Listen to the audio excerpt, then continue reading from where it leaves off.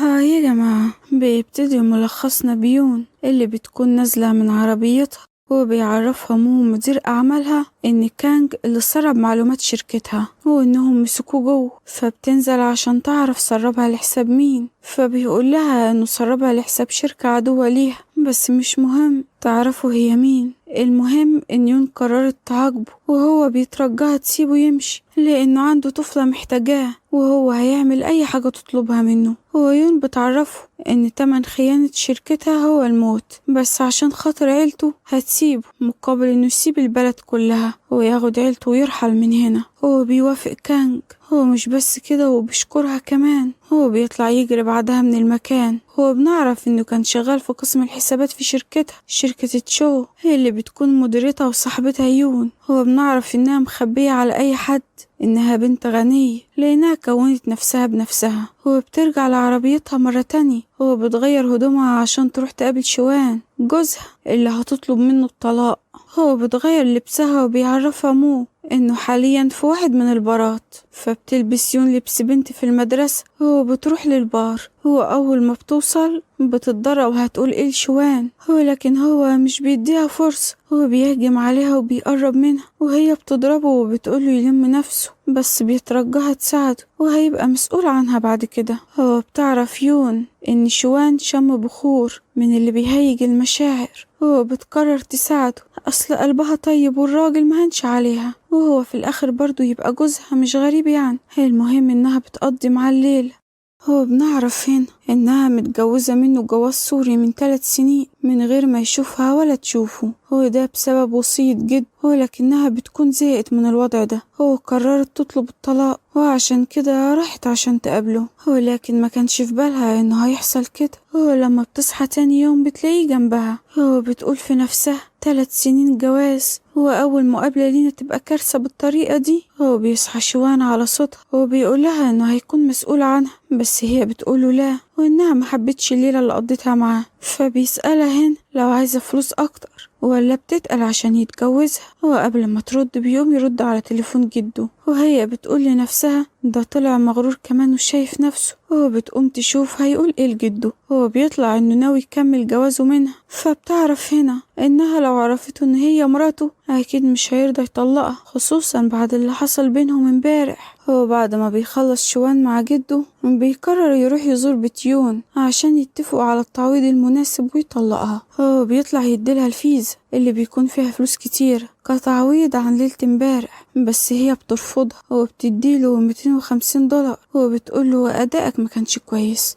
فبيتعصب منها وبيسألها لو بتعمل كده عشان يقرب منها، وهو أصلا شاكك إن هي اللي حطت له المخدر امبارح عشان ينام معاها. قالك إنها بتطلع له أوراق الطلاق وبتكذب إنها من طرف مراته. جايله بورقة الطلاق وياريت يوقعها ويبعتها على البيت. بتطلع بعدها من الأوضة، بس بتقابل لين مساعد شوان واللي بيحذرها عشان تبعد عنه. بنعرف إنه شغال لحساب الممثلة اللي بتحب شوان وهي جونج.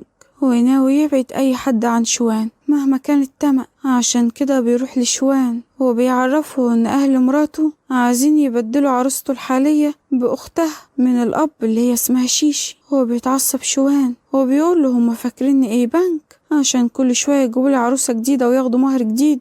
أنا راح أطلقها وأريح دماغي أحسن. بيفرح لين لأنه قدر يحرضه على يون. في بيت يون بقى بيكون أبوها ومراته وشيشي أختها مستنيين وصولها عشان يعرفوا لو اتطلقت من شوان عشان يجوزوه بدلها شيشي. لما بتوصل الأب ومراته بيفضلوا يزعقوا فيها عشان تتطلق وهي رافضة تخدع شوان. تبدل نفسها بأختها اللي بتعمل فيها البريئة وإنها مش عايزة تفرق بين يون وشوان. بيكون شوان وصل بر. بيسمع كلامهم من على الباب. ازاي الأب ومراته بيعاملوا يون بالقسوة دي وبيعايروها إنهم ربوها بعد موت أمها. بس يون بترد وبتعرف الأب إنهم ربوها عشان توقع رجالة أغنياء مش عشان بنتهم ولا حاجة. بيضربها الأب في الوقت ده. بيسمع شوان اللي حصل. بيأمر لين يبعت مهر محترم وفلوس ليون عشان يخلصها من أهلها. وكمان بيكون قرر يأجل موضوع الطلاق.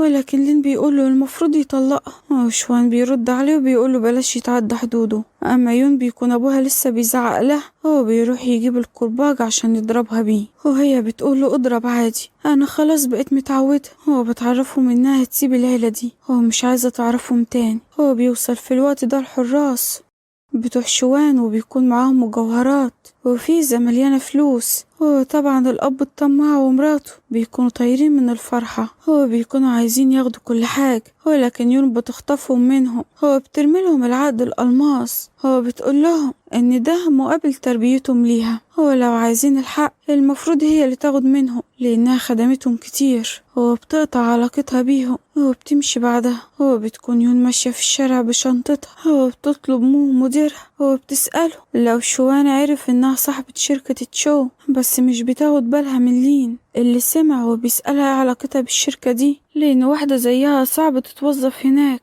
فبترتاح يون لانه معرفش انها صاحبتها، وبتيجي تمشي بتتكعبل وبتقع في حضن شوان. هو لين بيبعدهم عن بعض وبيحذرها تبعد عن شوان، هو بيقول لها لو عايزة فلوس اكتر تطلب منه بس وبلاش تقابلهم تاني. بس يون بتقول لهم انتوا عبتوا ولا ايه، انتوا اللي جايين ورايا اصلا. هو بتتحرك عشان تمشي، بس بيعرض عليها شوان انها تتوظف عنده بعد ما اتطردت من البيت، وهي طبعا بترفض في الاول. بس لما مو بيتصل بيها هو بتعرف ان شوان ما يعرفش هي مين، بتوافق تتوظف عنده وهو تقرب منه وتثبت خيانته عشان يطلقها. وتاني يوم بقى بيكون عايز شوان يمشي لين لانه مش مطمن له، بس شوان بيقوله يخليه في شغله، هو بلاش يتخطى حدوده للمرة التانية. هو في الوقت ده بيقرر لين انه يتصرف بنفسه، هو يفرق ما بينهم. هو بيروح يقول ليون تجيب 50 كوباية قهوة لوحدها، هو بيعرفها ان دي اوامر شوان. هو بتقوم تجيبهم وهي متضايقة من شوان، هي اللي فاكر نفسه انه كده هيذلها. هو في نفس الوقت ليون بترجع فيه بتوصل جونج الممثلة المشهور، هو اللي بتكون صاحبة شوان وحبيبته، هو متربيين سوا. هو للأسف هي ويون بيخبطوا في بعض، هو القهوة بتدلق في عيون، بس شوان بيلحقها بالمظلة بتاعته، هو بيسيب جونج تقع. هو بتتعصب جونج وبتبعد يون عنه، هو بتضربها عشان ما تقربش من شوان على أساس انها بتقرب منه، لكن يون بترد لها الألم. هو بتقول لها انت باين عليك هبلة بتضربي من غير سبب. هو لسه جونج هتضربها تاني بيمسك ايدها وبيقول لها تبعد عنها، وان هو اللي قرب من يون مش هي. بس يون بتتعصب، هو بتقوله لو ما كانش طلب كل القهوة دي ما كانتش وقعت اصلا، وهو ما بيكونش فاهم هي بتتكلم على ايه. هو جونج بتتضايق من يون وبتقول لها تبطل حركات التلزيق دي عشان شوان يبقى حبيبها. هو الصحافة طبعا بتكون بتصور، بس شوان بيقول لها قدامهم ان جونج مش حبيبته ولا حاجة، هو كل ما تقرب منه بيبعدها. هو بياخد يون وبيدخل الشركة، ويون بتقوله انت مش مكسوف من نفسك، بتحب واحدة، هو متجوز واحدة تانية، هو بتوعد واحدة تالتة بالجواز. بس شون بيعرفها ان جونج مجرد صديق، هو متربيين سوا مش اكتر، وهو ما وعدهاش بأي حاجة، هو مراته اتجوزها على الورق بس بسبب جده، انما هي بقى عايز يبقى مسؤول عنها، هو بيحبها، هو بيقرب منها وبيسألها لو غيران عليه عشان كده متضايق، فبتقوله ابدا بس صعبان عليا مراتك اللي اتخدعت فيك. هو بيتضايق شوان منها وبيقول لها تجهز له مواصلة عشان خارجين. هو بيتفاجئ انها جايبه سكوتر يركب عليه، واول ما بيجي يركب بتسيبه وبتمشي، هو بتضحك عليه وهو بيستحلف لها. اما هي بقى فبتروح على المول تصرف شوية وتدلع نفسها بفلوس شوان طبعا. بس الموظف العبيط بيقول لها ان شكلها بيقول انها فقير، هو بلاش تنقي حاجة مش هتعرف تدفع تمنها. هو في الوقت ده الموظفة التانية بتعاملها كويس، فبتقرر يون تتعامل معاهم. هو بتوريهم الفيزا بتاعتها اللي بتكون للنخبة بس. هو بيندم الموظف على اللي قاله، اما الموظفة بتجمع ليون اللي طلبته. بس لين بيعرف شوان ان البطاقة بتاعته استخدمت في المول اللي قريب منهم، عشان كده بيقرر يروح يقابلها هناك. هو يون بتكون عمالة تصرف ومش هاممها حاجة. هو لما بيوصل شوان عندها بتاخد لبس الموظفة وبتقولها تساعدها تستخبى وبتعمل يون نفسها كأنها موظفة في المكان. لما شوان بيشوفها بيزعق لها لأنها سابته. لين بيقولها مش هي بتسيب شغلها عشان شغل تاني، فبترد عليه وبتقوله ان اللي طلبه شوان كان خارج اوقات الشغل، عشان كده ملوش حق انهم يعاتبوها، وهي مش عايزة حاجة غير انها تحسن دخلها. وهنا شوان بيقرر فورا انه يرفع المرتب بتاعها عشان ما تروحش تشتغل شغلانتين. بياخدها وبيمشي. يون بتقول للموظفة تاخد المجوهرات لنفسها. في شركة شوان بقى بنشوف موظفة وهي رايحة تقدم مية للعميل اللي بيكون من شركة تشو، ولكنه بيتحرش بيها. جونج لما بتشوفه بتقرر انها توقع يون في فخه، عشان كده بتخلي لين يقول لها تروح تقابل العميل ده تتفق معاه. بس لما بتوصل بتلاقيه بيتحرش بالبنت. بيتعرف عليها لانها بتكون مديرته في الشغل. بيفضل يتأسف لها وبتطرده من الشركة. وجونج بتستغل الفرصة وبتقول لشون شوف يون بوظت الصفقة ازاي. بس لما بيعرف اسباب يون بيقول لها ان اللي عملته هو عين العقل، هو انه مش من الصح انهم يسيبوا موظفينهم يتعرضوا للتحرش عشان مجرد صفقة. وهو بنفسه هيكلم مدير شركة تشو عشان يعرف ازاي يوظفها عندهم ناس زي دي. هو بياخد يون لمكتبه وهي بتحاول تصوره عشان تثبت عليه الخيانة، بس هو بيروح لها. هو بيفضل يقرب منها وبتتوتر من قرب. هو بتحاول تخبي الكاميرا وبالغلط بيقربوا من بعض. شوان بيقول لها انت عايزة ايه؟ عاملة نفسك صعبة وبتقربي مني دلوقتي. وهي مش بتكون عارفة ترد. شوان بيقول لها تعالي اوصلك لبيتك. بتقوله على العنوان واللي بيكون في مكان راقي. بيسألها ازاي عايشة هناك، فبترجع تصلح غلطها بسرعة. بتقوله على مكان تاني بنفس الاسم. بيكون بعيد. شوان مش بيهون عليه انها تمشي كل المسافة دي. بيأمر لين انه يأجر لها شقة قريبة، وهي بتتصل على مو يشوف لها شقة للإيجار بسرعة في المكان اللي قالت عليه. ولما بيوصلوا شوان بيكون مصر يوصلها لحد الشقة، بس هي أصلا ما تعرفش هي فين لحد ما بيبعت لها مو العنوان بتاعها. وبعد ما بتدور كتير بتلاقيها.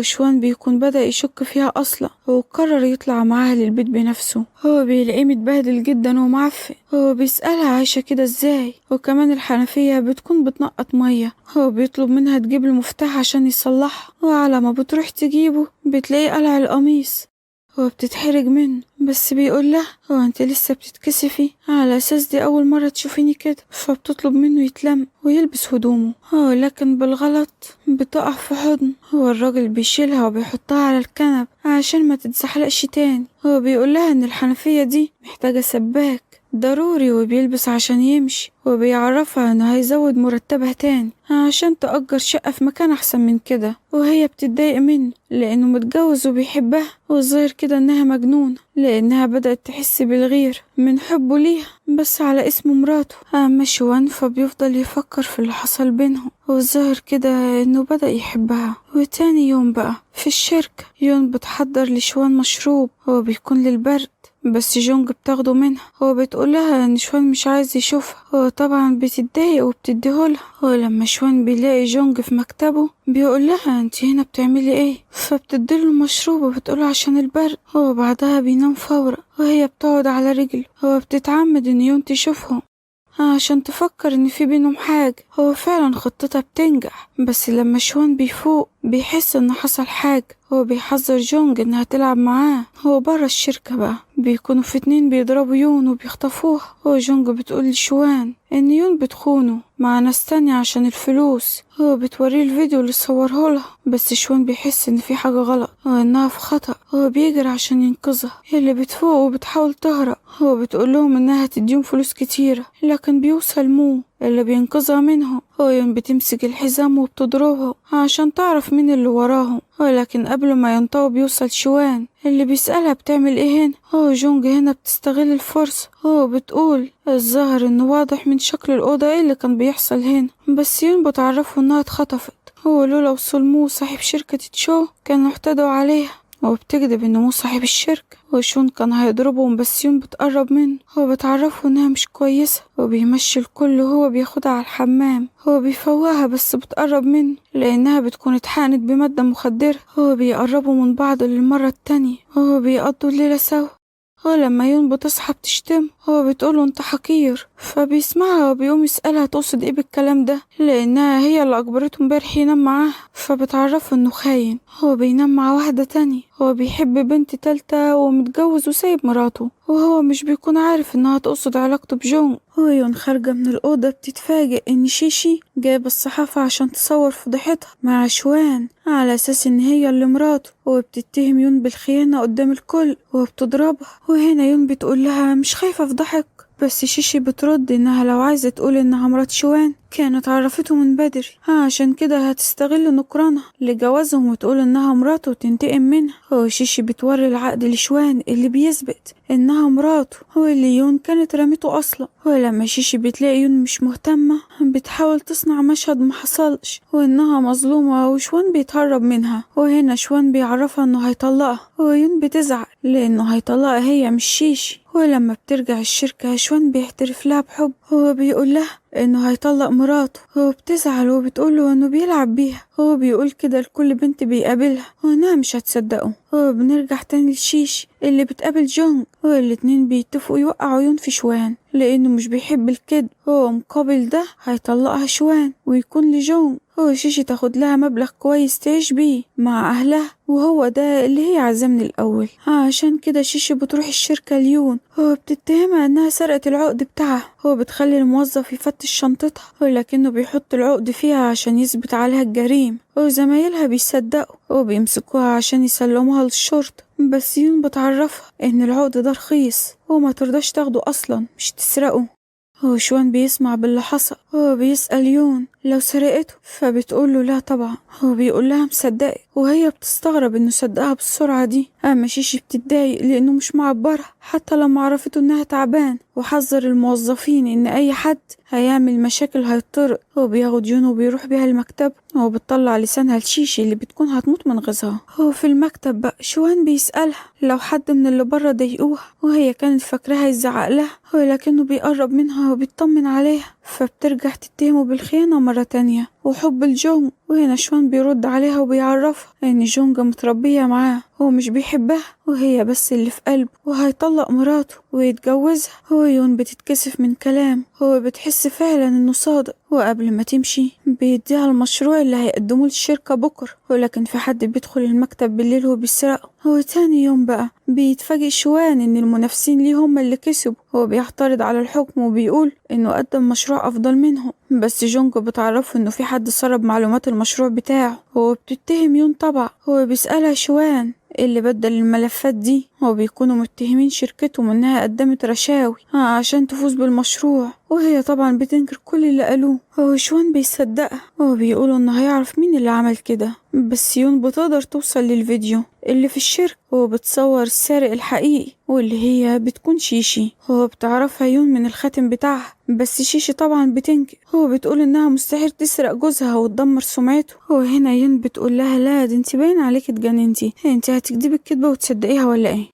هو بتطلع لها دفتر جوازهم، وشوان في الوقت ده بيسمعه. هو لانه بيكره الكذب بيزعل من يون. هو بيسألها لو كانت فاكراه غبي وبتلعب بيه وعشان كده خبت عليه حقيقتها، وطول الوقت ده كانت شايفاه قدامها محتار بين حبه ليها وجوازه من مراته اللي طلعت هي في الآخر. وهنا بيقرر انه ينفصل عنها، ولكنه بيحاسب جونج وشيشي على تسريبهم لمشروع وخسارته للصفقة. وجونج بتتهم يون انها كدبت على شوان عشان تتفق مع منافسينه، هو للأسف بيصدقه. وبعدها بقى ويون راجع بعربيتها بتخبط في شخص بالغلط، هو بياخدوه على المستشفى على طول، وبنعرف ان اسمه يانج. هو بتطمن يون عليه وبتمشي، لكنه بيطلع وراها وبيمسك ايدها. هو بيطلب منها رقمها عشان يقابلها تاني. هو بالصدفة اللي جونج مدبراها بتخلي شوان يشوفهم. هو بيتضايق في الوقت ده فبيقرب من جونج عشان يغيظها، وهي بتدي رقمها ليانج عشان تغيظه. بس بعد ما الاتنين بيمشوا جونج بتقول ليانج انها عايزة تتفق معاه على يون، بس يانج بيطلب منها معلومات شركة شوان.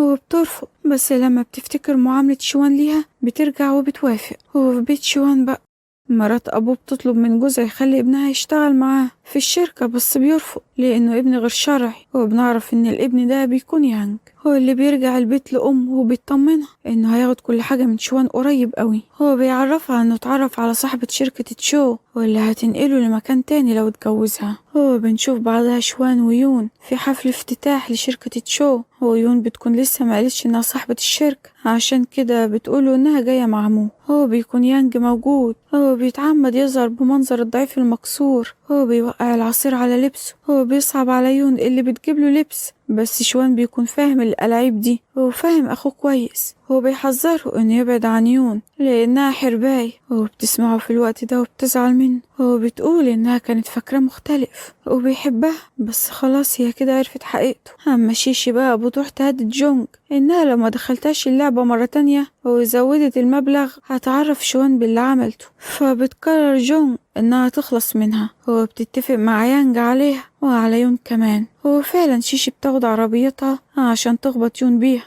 هو بيعرف شوان بالخبر، هو بيجري على المستشفى يطمن عليها. هو بيتفاجئ إنها مع يانج اللي أخد الخبطة بدلها. هو أول ما بتشوفه بتطرده وبتقوله هي بطل يمشي وراها. هو يانج كمان بيقوله يمشي، بس شوان بيفكرهم إن يون تبقى مراته، لكنها بتقوله إنها هتتطلق منه. هو يانج بيستغل الموقف، هو بيطلب منها تتجوزه، هو عشان تعاند شوان بتوافق. هو شوان بيمشي من المستشفى، وهنا يون بتستغرب من طريقة شوان وإنه لسه بيحبها، وكمان ما بتكونش مصدقة يانج اللي ظهر فجأة كده في حياتها والصدف الغريبة اللي بتحصل معاهم، بس بتقرر تعرف هو بيخطط لإيه بالظبط. هو بتكون حاسة إنه حد مش سالك، وإحساسها ده مش من دلوقت، لا ده من بدري بسبب كل الصدف اللي بترميها عليه. عشان كده بتروح تزور أختها في السجن، هو بتسألها مين اللي حرضها تقتلها، لأن أكيد حاجة زي كده مش من تخطيطها، بس بترفض تقولها. هو بنعرف إن جونج اللي حرضتها ووعدتها تخرجها قريب. هو بنروح لجونج في الوقت ده، هي اللي كانت بتلعب ويون بتروح لها.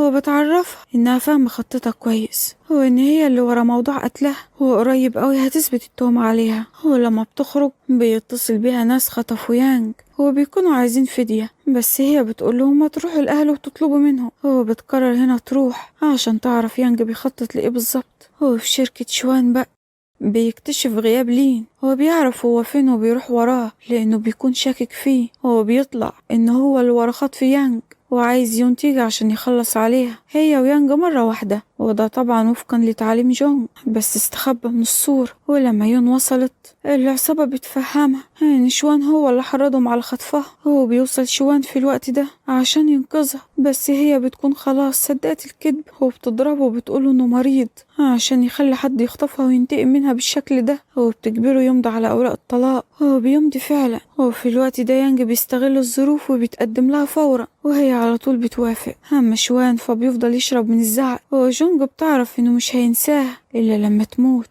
هو بعدها بيروح يستنى ين قدام بيتها، هو بيكون شارق. هو لما بتوصل بيقرب منها، هو بيقول لها ما تتجوزش يانج لأنه بيحبها. هو بيقطع أوراق الطلاق قدامها، هو بياخدها على البيت وبتسأله لو بيحبها، فبيقول لها أيوه، وهي كمان بتعترف له بحبها، والاتنين بيقضوا الليلة مع بعض.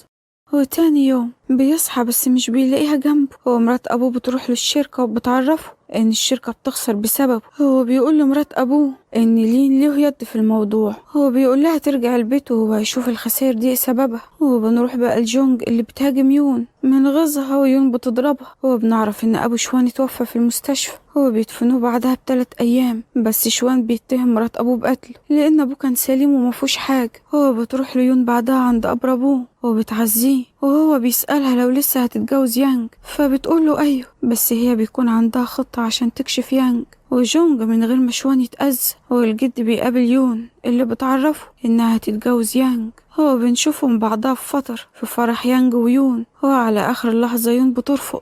هو بيحضر شوان اللي بيرفض جوازهم برضه، ويون بتكشف للكل إن جونج ويانج هما اللي خربوا صفقة شوان الأخير ولين الخاين. وكمان بتقدم فيديو لمرات أبو شوان بيثبت إنها قتلته بالسم. هو بكده كل الثروة بترجع لشوان اللي بيتصل على الشرطة وبتقبض على مرات أبوه وجونج. ولكن يانج ولين بيهربوا، ولما يون بترجع مع شوان البيت بتتفاجئ إنه عنده بنت، واللي بتهاجم يون اللي بترفض جوازها من شوان تاني لأنه خبى عليها إنه عنده طفل، والبنت بتهرب من البيت لأن شوان زعق لها لما غلطت في يون. أما لين بقى بيكون اتفق مع يانج عشان يطلعوا جونج من السجن، وبنشوف الطفلة عند يون اللي أخدتها من الشارع، والبنت كانت بتتعمد تضايقها، وشوان بيروح لها البيت، هو بيجيبها وبيأمرها تتأسف ليون، هو بتقدم لها الطفلة حلويات، بس بعدها يون بتتعب على طول وبياخدوها على المستشفى، وبنعرف ان الطفلة سممتها من غير ما تعرف، وده لأن يانج أخدها لقبر أبوها اللي كان شغال مع يون، وقال لها ان ده أبوها واللي قتلته هي يون، عشان كده بتكرهها. بس شوان قال لها ان ده كده، ويانج ضحك عليها. هو بتروح بعدها الطفلة ليون المستشفى وبتتأسف لها وهي نايم، ولكن يانج بيهاجمها، هو بتفوق يون في الوقت المناسب، والطفلة بتدافع عنها اللي بتهربها قبل ما يانج يقتلها هي كمان. هو بتروح تطلب المساعدة من شوان اللي بيرجع يلاقي يون مضروبة من يانج، هو مش موجود غير أثر الدم لأن هو ولين خطفوها. هو بنشوفهم وهم مكتفينها، هو بيكونوا ناويين يحتدوا عليها. هو في الوقت ده شوان بيوصل، هو بيكون مع مو، هو بيقتحموا المكان، هو بيدخل يلاقي يون مغمى عليها، بس بيعرف انها ضربت الرجال اللي حاولوا يحتدوا عليها. هو بتقدر يون تفك نفسها، هو بتضرب يانج، بس لين بيمسكها، هو بيكون معاه ديناميت هيفجرها معاه، هو كل ده بسبب هوسه بجون، بس شوان بيضربه بالرصاص في الوقت ده، هو بينقذ يون. هو في الوقت ده بنعرف انها حامل، هو بعدها بفترة اخيرا بيتجوزوا. ولحد هنا يا حلوين المسلسل بتاعنا خلص. لو عجبكم الملخص ما تنسوش اللايك والاشتراك في القناة.